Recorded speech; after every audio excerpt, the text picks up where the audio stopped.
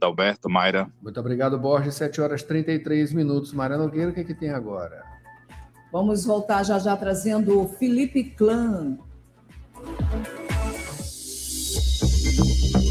Política.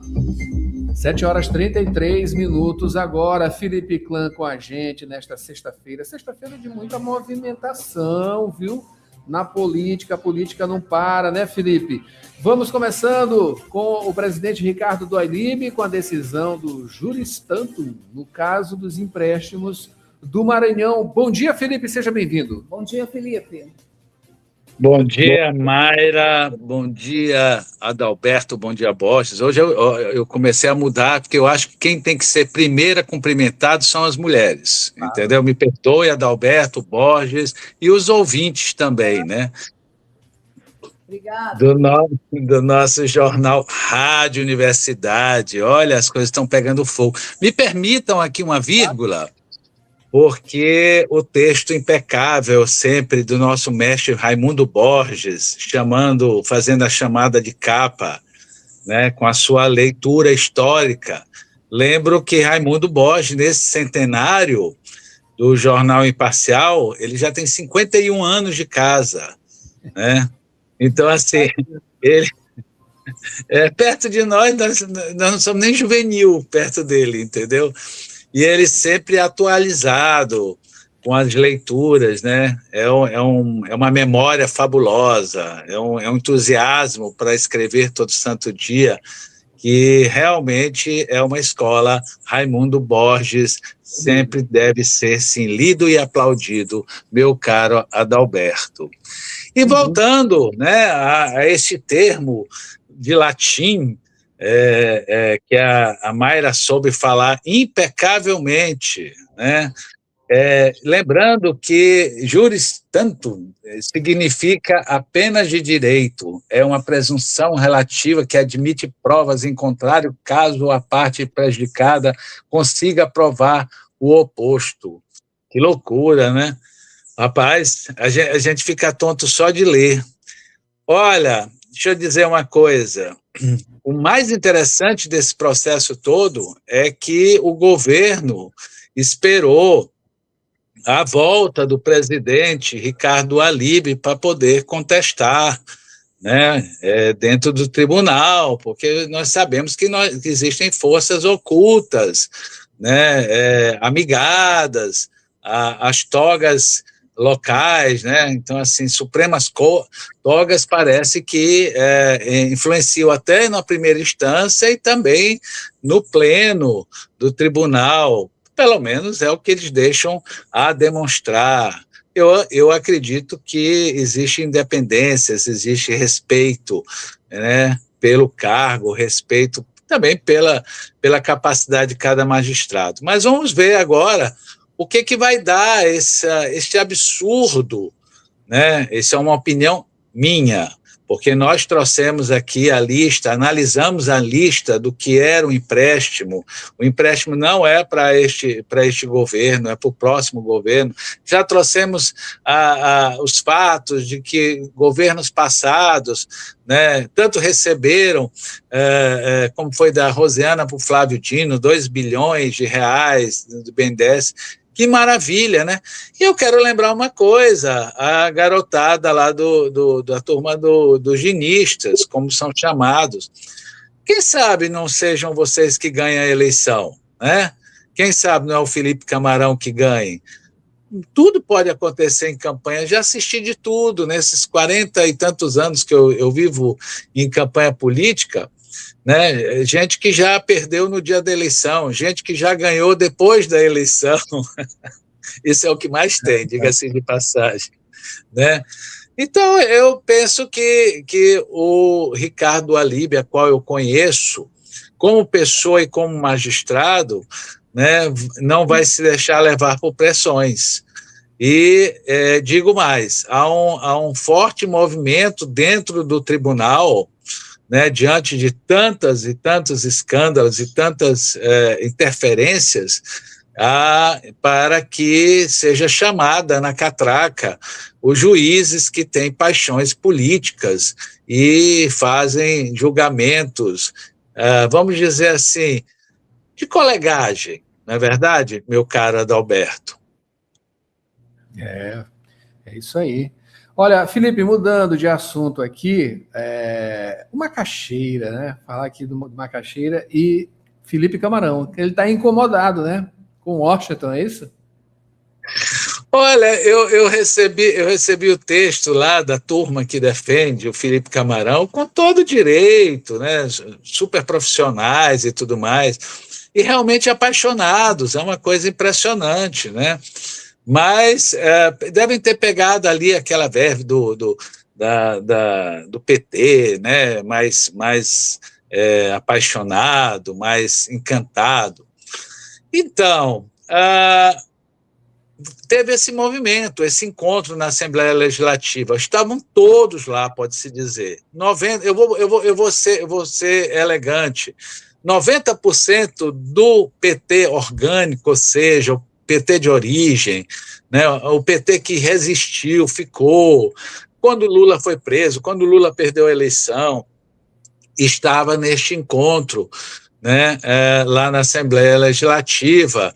E o único que foi apontado como culpado foi o Washington Luiz, né, que é um absurdo, porque então todo mundo, a presidente do PT, estava dizendo não às interferências. O que se tem a pergunta é o seguinte: o Edinho está vindo aí na segunda-feira para lançar o pré-lançamento do Felipe Camarão, né? Que eu particularmente não sei qual é a necessidade, porque todos nós sabemos, a imprensa toda sabe, mas é mais um ato político, é mais um oba-oba, para a imprensa passar calor naquele auditório pequenininho. Eu espero que eles tenham discernimento, sirvam pelo menos uma água para a imprensa e deixe somente a imprensa com o presidente, e o presidente venha disposto a responder realmente as perguntas, porque não é um fato que acontece nessas entrevistas coletivas, né? Eu, particularmente, não vou, mas porque realmente não tem o menor sentido, né? Primeiro se condiciona a quantidade de perguntas, né?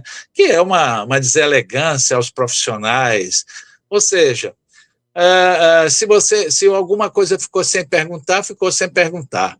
Mas eu queria entender o seguinte: vão expulsar todos esses petistas, né, que fizeram este movimento, né, como é que chama o movimento? O Maranhão é Lula.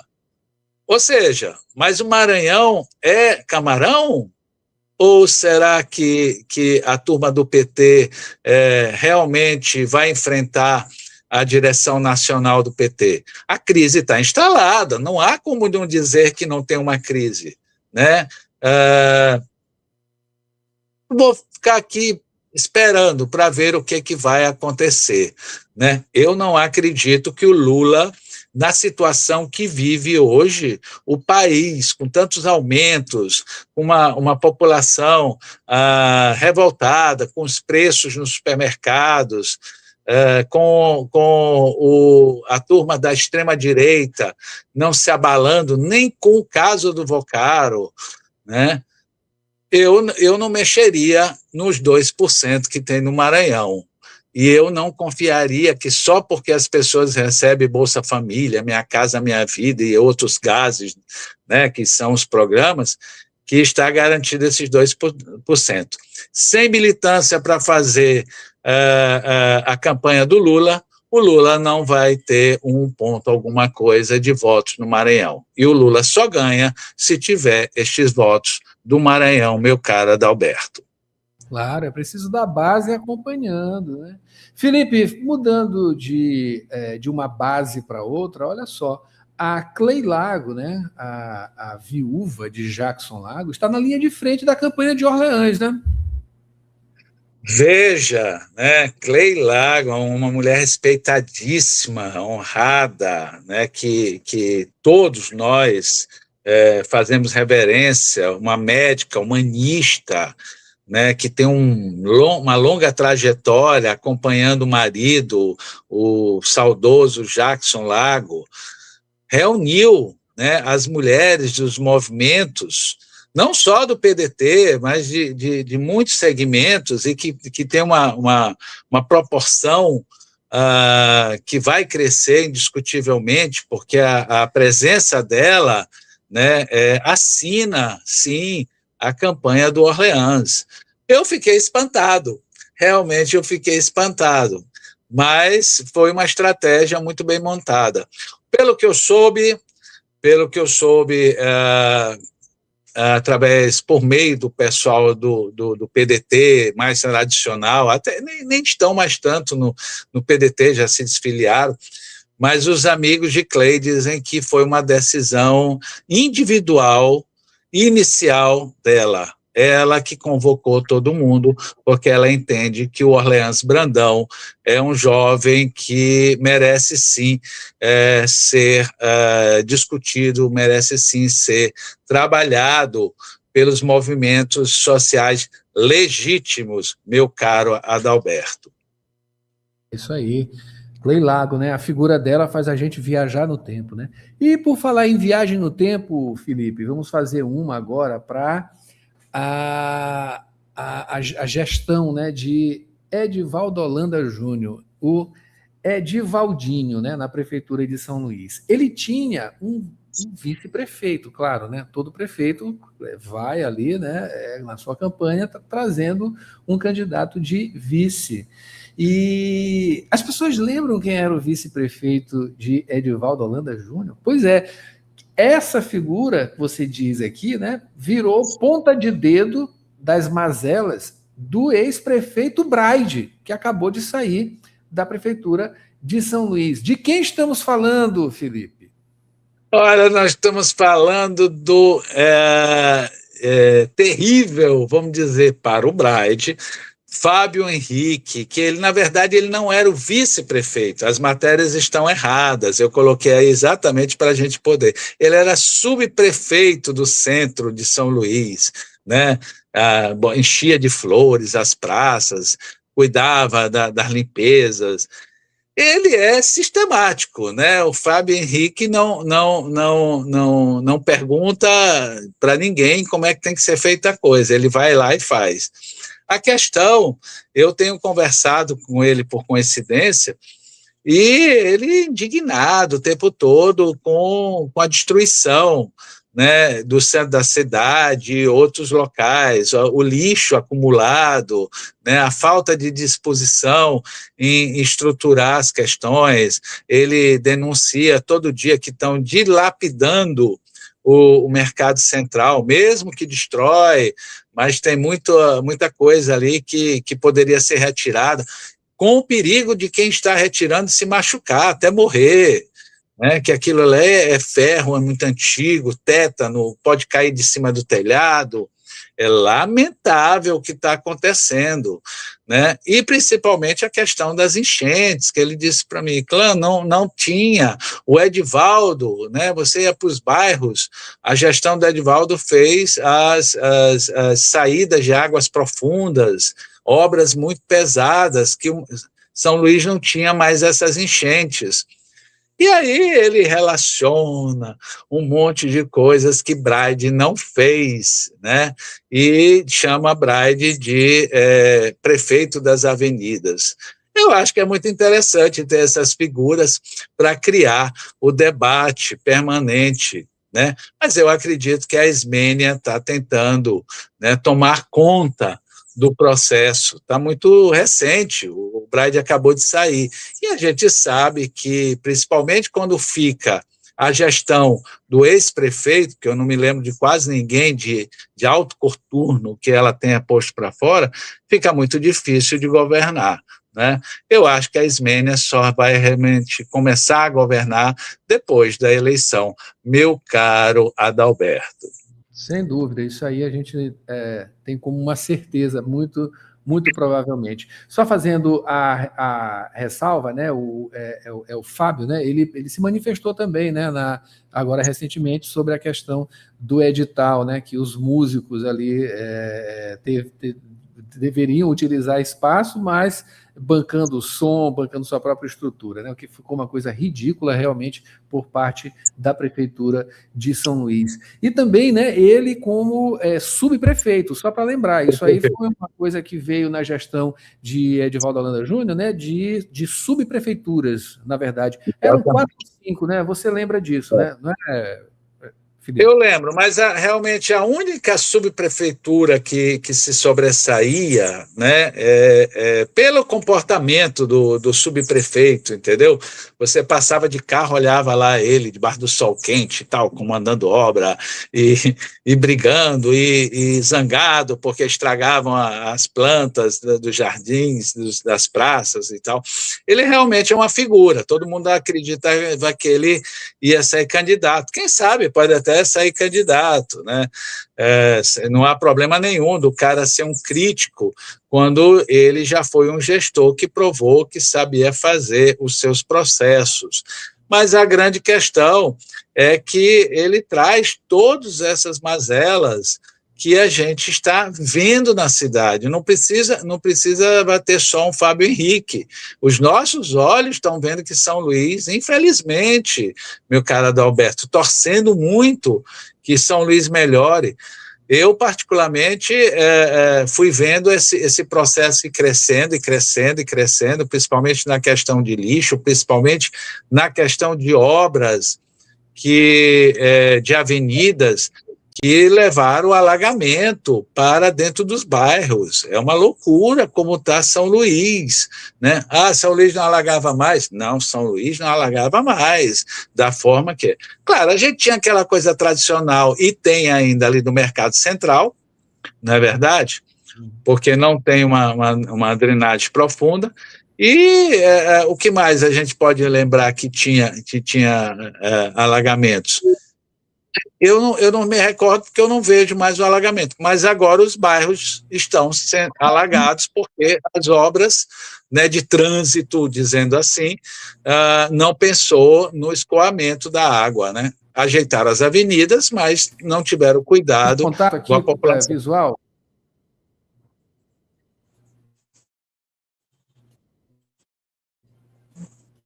Estamos com Felipe, vamos ver, restabilizar. Felipe, está ouvindo a gente? Está ouvindo claro. Agora, né? Tô. Agora sim. Teve uma leve turbulência. Eu tenho que descobrir, eu vou chamar o sub para descobrir se é a internet daqui ou a internet daí. É uma boa. Bom, mas voltou. Foi uma instabilidade na internet, né? Enfim, você está falando justamente sobre alagamentos e coisas do tipo, né? Bom, e também ainda para fazer as reminiscências aqui em relação a Edivaldo Holanda Júnior, né? O vice-prefeito, quem era o vice-prefeito de Edivaldo Holanda Júnior? Era Roberto Rocha. Roberto Rocha. Que esteve com a gente aqui na Universidade Federal, agora essa semana, para a inauguração também do Biolab aqui da Universidade Federal do Maranhão, né? Misturando empreendedorismo, biotecnologia, um negócio de ponta, com certeza, aqui na nossa Universidade Federal do Maranhão. Ele, né, que está figurando aí como pré-candidato ao Senado também, né?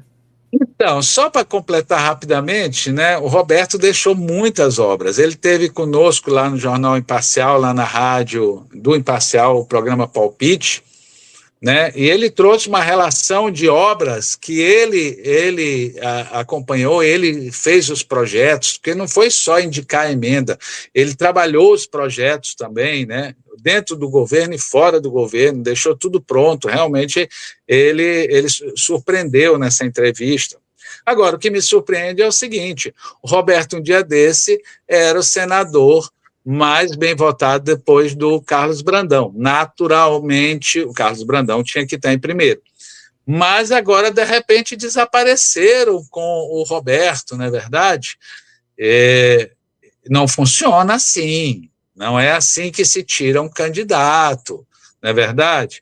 Mas eu lamento muito, sem esquecer que o Supremo Tribunal Federal, por causa de uma picuinha entre ele e o ministro Flávio Dino, estão tentando tirar o direito do pré-candidato ao Senado, Roberto Rocha, de concorrer ao Senado do Maranhão, meu caro Adalberto. Felipe, para a gente finalizar, o que pensou aí o deputado Marinho Júnior quando votou contra os trabalhadores do Brasil? Foi o único do Maranhão e também da região Nordeste a votar contra o fim da escala 6x1, né? Olha, eu nem vou atrás. Eu, sinceramente, nem fui atrás dele, né, para fazer esse comentário, porque eu acho que ele vai pagar um preço tão caro, ou ele recebeu alguma garantia de apoio da extrema-direita, que na região dele eu não conheço. Né? Na região dele eu não conheço. Ele é apoiado pelo Josimar de Maranhãozinho, esta figura que vive aqui nos nossos comentários, né? O fenômeno ali daquela região, mas eu... Hein? Um craque, um craque que não se curvou, entendeu? Ele enverga, mas não quebra. Eu já falei que esse Josimar, né, não é brincadeira. Agora, o que levou este rapaz, que eu conheço desde a mãe que estudou comigo, já a falecida Márcia, né, uma pessoa muito querida, foi prefeita também de Caxias, como o pai, Paulo Marinho.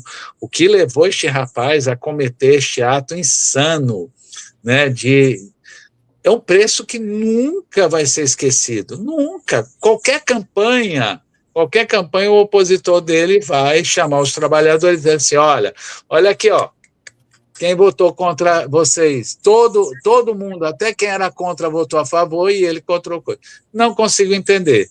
Eu só posso dizer que eu lamento esse equívoco de Paulo Marinho Júnior na votação da redução da jornada de trabalho do 6x1, meu caro Adalberto Mayra e Borges.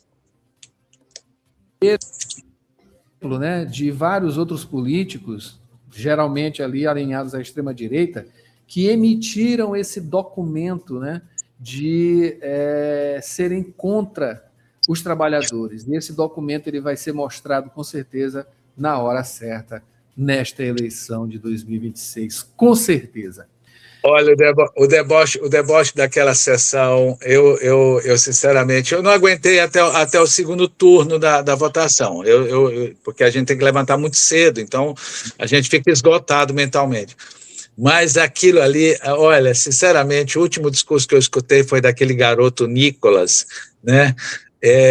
Gente, o que se produz, né, de desengano para este país, né, nesse confronto absurdo entre a extrema-direita, a extrema-esquerda, o centrão. O Brasil não precisa mudar, o que precisa mudar são os políticos pelo voto. E o voto somos nós que temos, somos nós que decidimos, meu caro Adalberto. E haja óleo de peroba para essa turma, Felipe. Muito obrigado pela sua presença, análise mais uma vez aqui. A gente espera você segunda-feira, claro, com mais análise política aqui na Rádio Universidade. Um bom dia, um ótimo final de semana, viu, Felipe? Obrigado. Mara Nogueira, vamos agora de dica saudável. Quer fazer uma graduação sem sair de casa? A Faculdade Laboro tem a solução para você. Com o poder do EAD, você estuda de onde estiver, com aulas